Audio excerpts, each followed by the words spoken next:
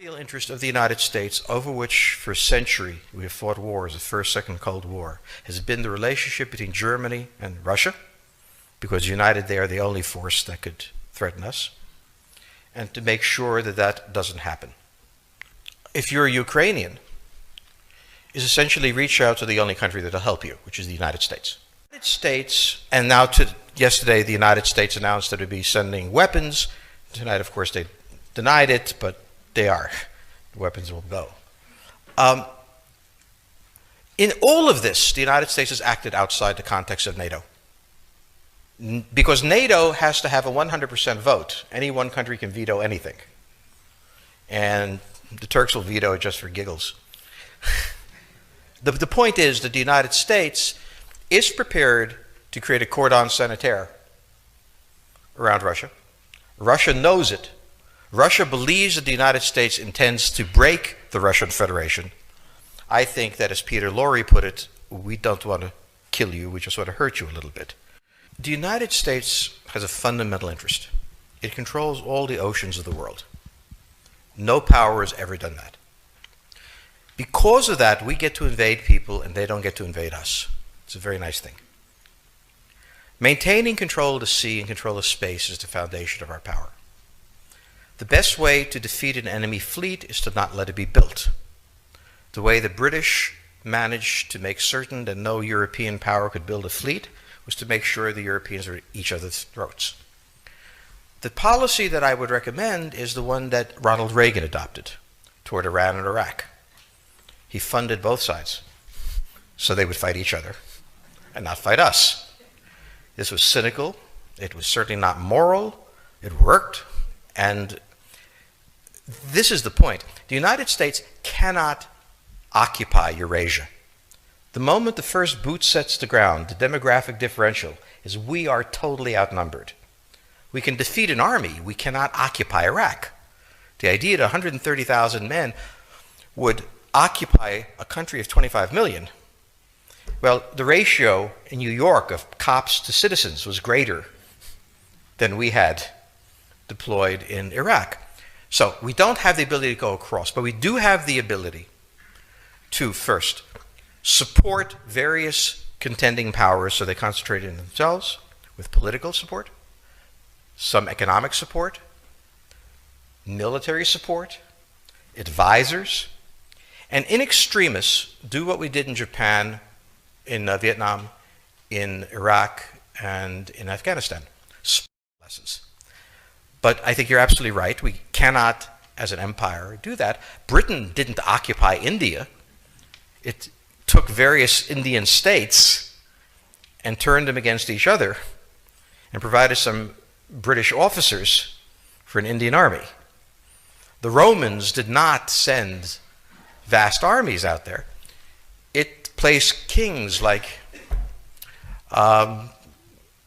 various kings it created under the emperor, and those kings were responsible for maintaining the peace.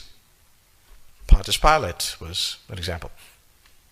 So empires that are directly governed by the empire, like the Nazi Empire, fail. No one has that much power. You have to have a level of cleverness. However, our problem is not yet that. It is actually admitting that we have an empire. The question on the table for the Russians is, will they retain a buffer zone that's at least neutral? Or will the West penetrate so far in the Ukraine that they're 70 miles away from Stalingrad and 300 miles away from Moscow? For Russia, the status of Ukraine is an existential threat. And the Russians cannot let go.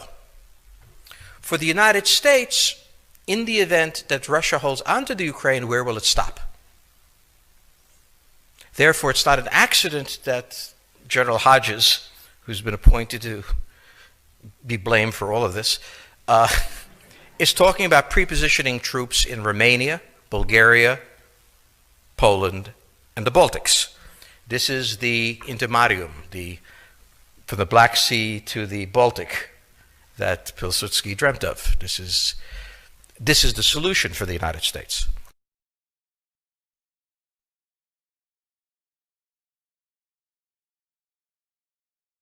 The issue to which we don't have the answer is what will Germany do?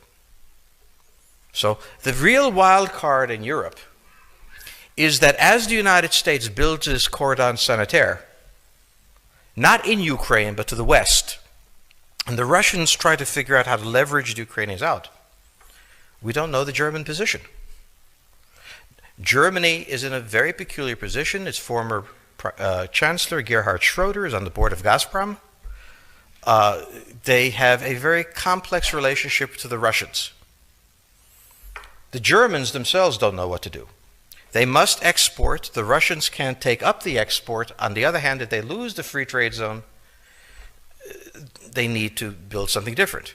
For the United States, the primordial fear is Russian capital, Russian technology, German technology and German capital, Russian natural resources, Russian manpower, as the only combination that has for centuries scared the hell out of the United States. So how does this play out? Well, the U.S. has already put its cards on the table. It is the line from the Baltics to the Black Sea. For the Russians, their cards have always been on the table. They must have at least a neutral Ukraine, not a pro-Western Ukraine. I understand that one of the complications is the Europeans, who are very dependent on the Russians for energy supply and business relationships. But now we need to have tougher sanctions, and I'm afraid at some point this is going to probably have to involve oil and gas. The Russian economy is vulnerable. 80% of Russian exports are in oil, gas, and minerals. People say, well, the Europeans will run out of energy. Well, the Russians will run out of cash before the Europeans run out of energy. And I understand that it's uncomfortable to have an effect on business ties in this way, but this is one of the few instruments that we have. Over the long run, you simply want to change the structure of energy dependence.